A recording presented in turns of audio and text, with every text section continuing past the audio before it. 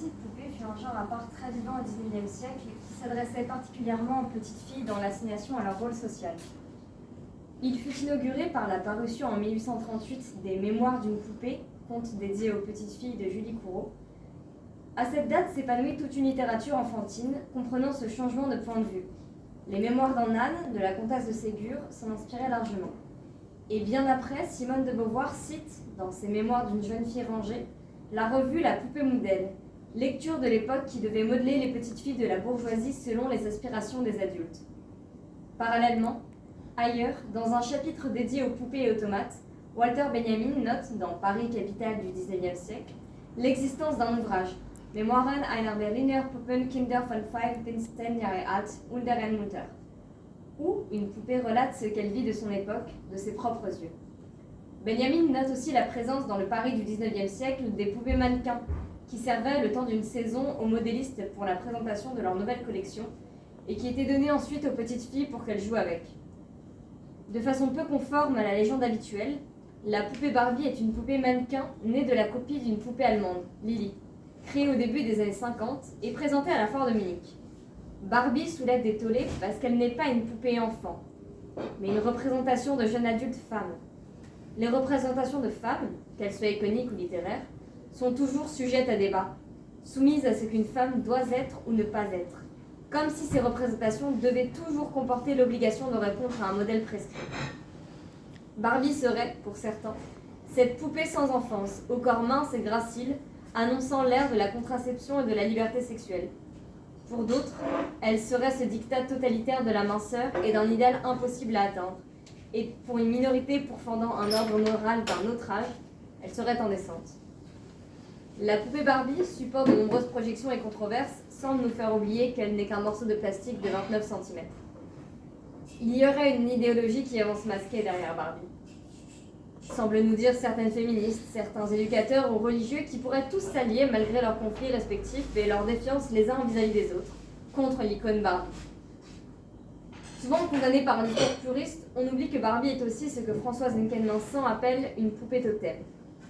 Les petites filles jouent très souvent à la Barbie, en groupe, et imaginent entre elles des scénarios ludiques. Elles ne s'identifient pas à la poupée, mais partagent un univers commun où elles font l'apprentissage des codes sociaux, en apprenant par exemple à se prêter des choses. Barbie ne représente pas un enfant, elle se passe de maternité. Elle est l'incarnation d'une féminité autonome. Dans son monde, Ken reste une option. Barbie est libre, et c'est en cela qu'elle est positive. Son corps, il est vrai, est un corps impossible, mais on aurait tort de croire que les fillettes s'identifient à lui. Il s'agit d'un faux problème. Selon une psychanalyste connue, il est devenu courant d'accuser les objets. La violence, ce serait la faute de la télé, l'anorexie, celle de Barbie. Mais on oublie l'essentiel. La construction psychique d'un enfant dépend des adultes qui l'entourent. On pourrait voir dans Barbie, il est vrai, à travers ses nombreuses robes et ses accessoires, l'image aussi d'une féminité consumériste et superficielle. Mais tout est relatif à ce que l'on projette en elle. Cela prouve bien que Barbie est surtout un fantasme d'adulte. Barbie est cette poupée à mi-chemin de l'enfance, et elle ne quitte plus nos inconscients collectifs une fois que nous sommes devenus grands. C'est de là que partent mes mémoires d'une poupée allemande. Je me situe là où il existe de modèles péremptoires de construction personnelle auxquels nous aurions été soumises si nous jouions à la poupée Barbie. Là où Barbie libère vers des jeux et des compréhensions interdites. Là où Barbie est détournée comme objet artistique. Là où Barbie devient médiatrice d'un discours sur la construction du genre. Finalement, n'est-ce pas particulièrement subversif de véhiculer un message féministe, quand on est une poupée chargée culturellement de construire le genre? Ainsi se présente Barbie, ni victime soumise, ni pute, à travers ses mémoires d'une poupée allemande. As-tu entendu ce bruit? Qu'est-ce que c'était? Qu'est-ce que c'était? Étrange, oui, en effet. Il s'agissait peut-être d'une chauve-souris qui a percuté le sol ou a mal atterri. De quelle chauve-souris parles-tu, Barbie? De quoi parlais-tu? Celles qui me suivent. C'est elles qui me suivent. Ces chauves-souris, j'en ai rencontré souvent dans ma vie, qui les soirs noirs et chauds d'été volaient près de ma tête, au ras du sol. Je ne voyais rien, je savais simplement qu'elles me frôlaient, agitées par l'orage qui se préparait. Elles me suivent. Ces chauves-souris me suivent. Depuis mon enfance, elles me suivent. Je crois, de ne peux rien sentir. C'est la douleur de savoir l'acte atroce mais de ne pouvoir le dire. Pourquoi sont-elles venues? J'en sais rien. Il paraîtrait finalement que ces bêtes ne sont pas des charognards qu'on dit du mal d'elles par bêtises et préjugés. Finalement, nous nous ressemblons. Ça va, Barbie? C'est juste des chauves-souris. Non. Que regardes-tu avec tant d'insistance? Tes mains.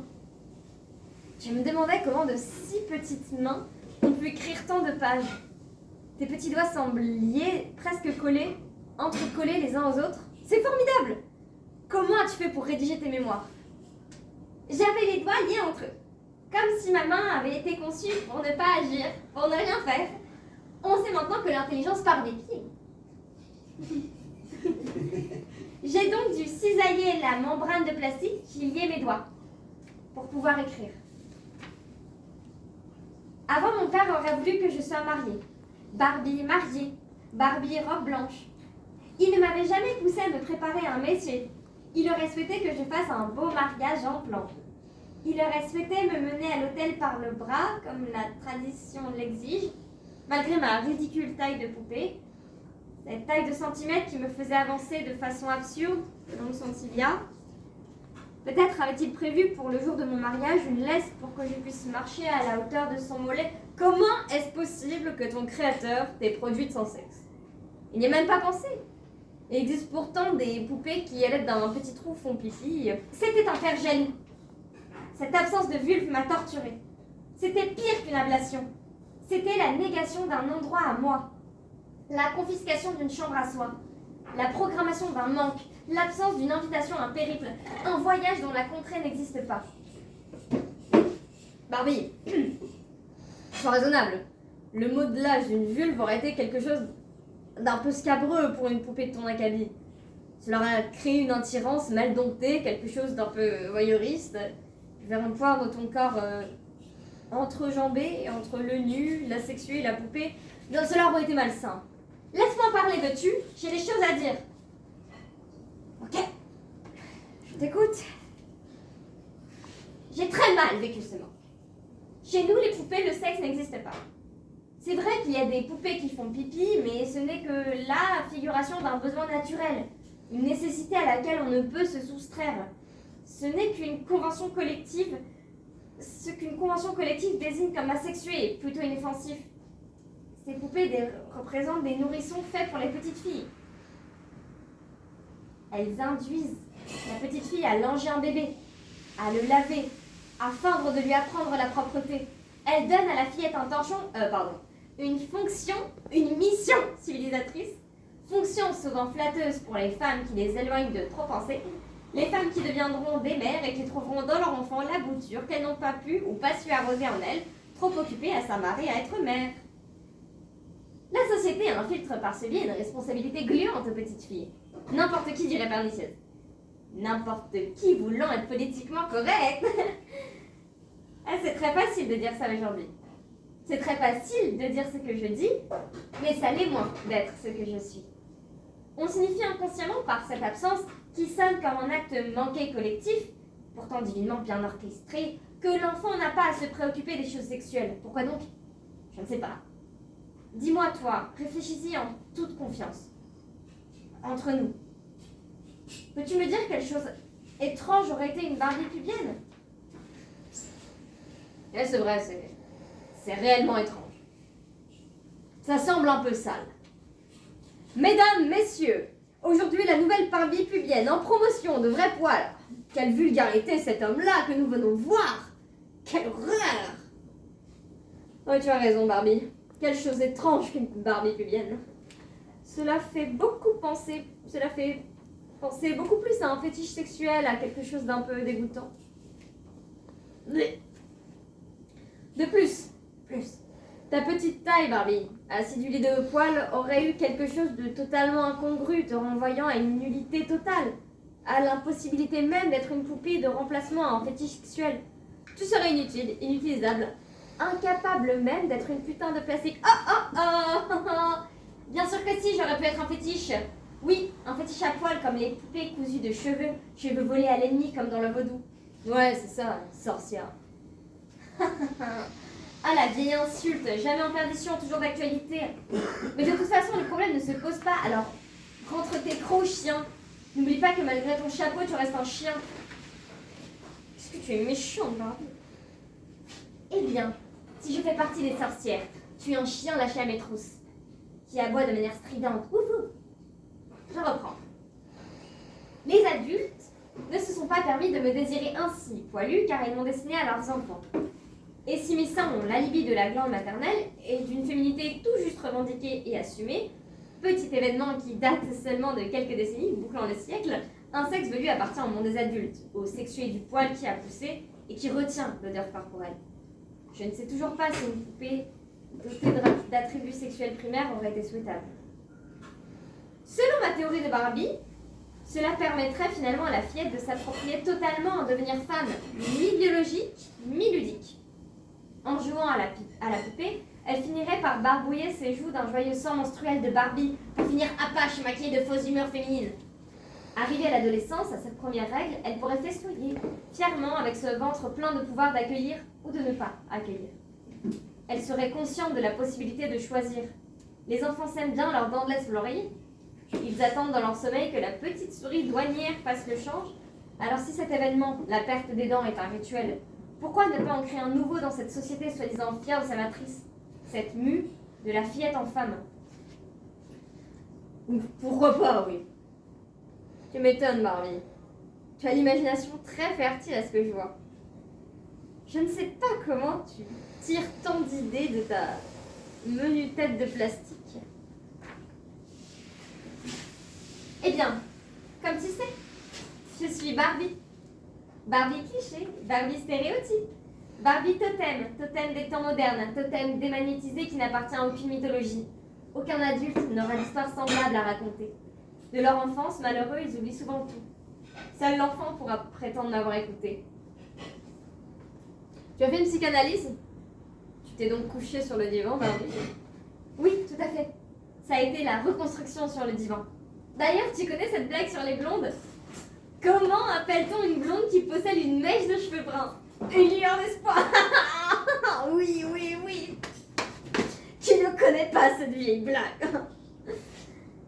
Si Barbie, tu avais un message à livrer aux jeunes Barbie de notre époque, qu'aurais-tu à leur dire? Rien de concret. Je ne me le permettrai pas, je reste une Barbie. J'ai juste à transmettre mon expérience de poupée, mon combat d'objet. Nous sommes une catégorie de poupées vivement condamnées par le politiquement correct, par la femme qui pense, par l'homme qui juge, oui. Qui ne connaît cette vieille remarque? Elle ressemble à une poupée Barbie. Voilà bien une poupée Barbie. Et il n'y a pas que ça. On nous accuse aussi de pousser les adolescentes à l'anorexie mentale, de favoriser les complexes, d'encourager les femmes à se faire charcuter les fesses, de donner l'image d'une féminité consommatrice, dépensière, égocentrique, futile, d'imposer une norme absolue de blondeur aux jeunes femmes. Bref, tous les mots féminins du siècle nous sont reprochés. On oublie trop vite que nombre de Barbies ont mené parallèlement à leur blondeur des carrières d'infirmières, de pilotes d'avion, de médecins, de chanteuses, de professeurs. Et les Barbies féministes politiciennes? Et il y en a? Ah ah! C'est une question sournoise que tu me poses là, petit malin. Je ne crois pas que mon créateur ait trouvé cela enviable comme position pour une femme, mais c'était son avis, et moi j'ai le mien. Une Barbie au pouvoir? Peut-être que là s'illustre le pire des contradictions, pour certains. Une blonde qui commande le monde. Cela réconcilierait les féministes avec notre image. Que tu échoues, Barbie. Enfant, tu étais exactement celle que je voulais. Pourquoi donc? Je ne sais toujours pas. Je ne sais même pas ce qui me plaisait tant chez toi. Je ne pense même pas que ce soit tes cheveux blonds, je n'ai jamais rêvé d'être blonde. J'ai été heureuse comme tout, oui je me souviens, quand à ce Noël de mes 5 ans, maman m'offrait ma première Barbie. Avec, curieusement, elle m'offrait une part de désir.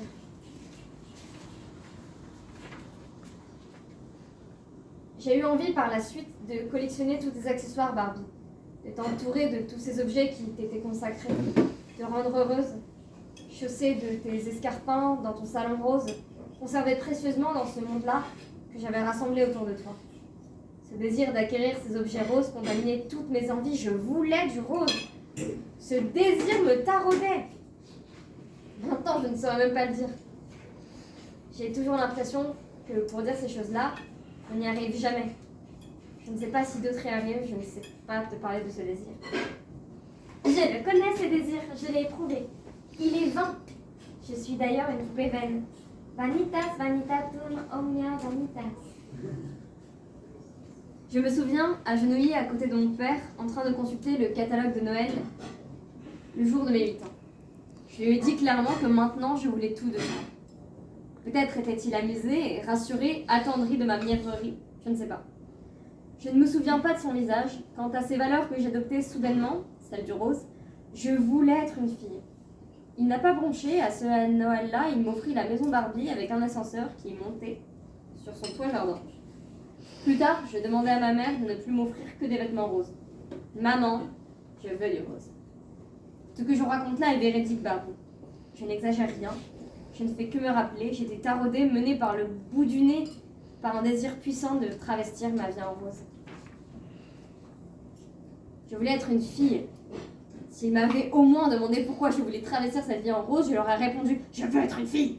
Et j'aurais répondu « Mais tu es une fille !» Je n'ai jamais vraiment été sûre d'en être une, mais qui ça peut bien intéresser, ça, ces histoires de filles? Est-ce réellement des histoires de filles, d'ailleurs? Histoire de filles. Selon le littré de la langue française, histoire futile, baliverne qui permet de s'en lécher les babines. Écoute, Barbie. Surtout, je crois que ce sont des histoires de domesticabilité. On nous apprend souvent à caresser, rarement à combattre. Fillette du maître d'école, je savais que si je minaudais, j'obtiendrais plus de faveur que si je grognais dans un coin avec une tête désarticulée de pantin triste. On me récompensait d'être entrée dans le rang, femme de chambre, en fausse soubrette, révérence sortie des petites filles modèles qu'on faisait encore lire à l'époque, en rang pour servir, d'un sourire, l'autre le pouvoir, le patron, la hiérarchie. C'est à cet âge-là donc que j'ai appris à minauder comme un chat, à montrer patte blanche et peut-être aussi à rentrer mes griffes et à finir par les ronger, les ongles. J'apprenais un peu sans savoir que j'allais être tenue à ces règles. J'étais déjà bonne comédienne. Je jouais avec les émotions innocentes, je jouais avec les émotions et je te faisais jouer comme aujourd'hui ces émotions illicites. Toute la difficulté était là, Barbie. Tu étais un sceptre avec laquelle je me faisais fille. Comme je n'étais pas bien sûre d'en être une, avant d'avoir tout de toi, il y a baldaquin, carrosse, nacré, petite brosse et tout plein d'accessoires, on me disait garçon manqué. Je ne me définissais pas bien et grâce à toi, j'ai pu me définir dans le jeu des mascarades et des rideaux. Se cacher derrière un rideau, prendre un masque, l'échanger contre un autre, jouer. Barbie, tu étais fille-mère, j'aimais ça. On pouvait t'acheter enfant, mais je ne t'ai pas connue enceinte. Tu étais ma poupée mannequin. Je n'aimais pas jouer à la maman, moi, non. Je n'aimais pas jouer à la maman avec les autres. Je n'aimais pas leur façon grégaire de jouer aux mamans. Alors pour moi, tout ce rose reste encore un mystère. Moi, tu es venue dans ma vie. Non, j'ai déjà dit ça, ouais. Je te l'ai déjà dit. On perd ou on sème beaucoup de gens sur son chemin. Mais il y a des rencontres qui restent imposantes, qui restent là, toute une vie. Et toi? Cette première Barbie en 1985, si je me souviens bien, portait une robe bustier, rose pâle, bouffante et légèrement nacrée.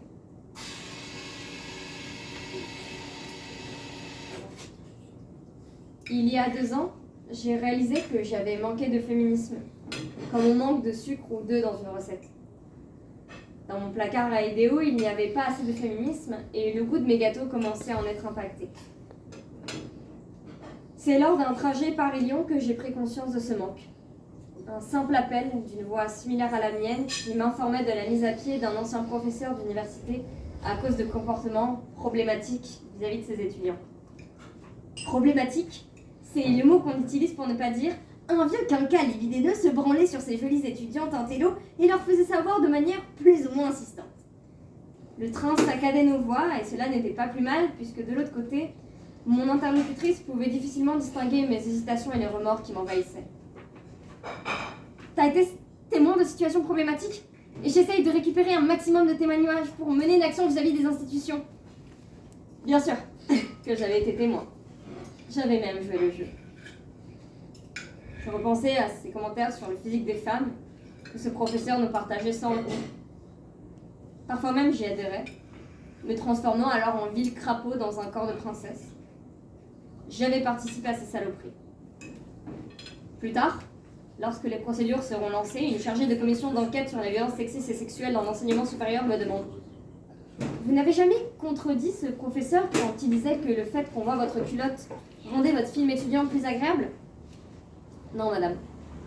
Pas plus que quand il me donnait des surnoms dans des mails ou qu'il m'a proposé d'aller boire un verre. Que j'ai accepté. Mon féminisme s'était figé comme une poupée dans un moule en plastique. En y réfléchissant, il s'était figé à plusieurs reprises. Face à l'agression au sexisme, on se fige très facilement pour revenir des petites Barbies incapables de bouger. Face aux agressions, face aux remarques, en ligne, il est rare qu'une réaction organique émerge. Brûlons Barbie et ses idéaux en plastique qui empêchent toute organicité. Barbie, débarrasse-toi de cette artificialité et demande à Pinocchio comment il a fait. Pour qu'un jour la fée féministe fasse de toi une vraie petite militante. Barbie, j'aurais dû t'avoir plus souvent près de moi. Parce que dans mon placard, il y a désormais trop de féminisme et le goût des gâteaux en est un paquet.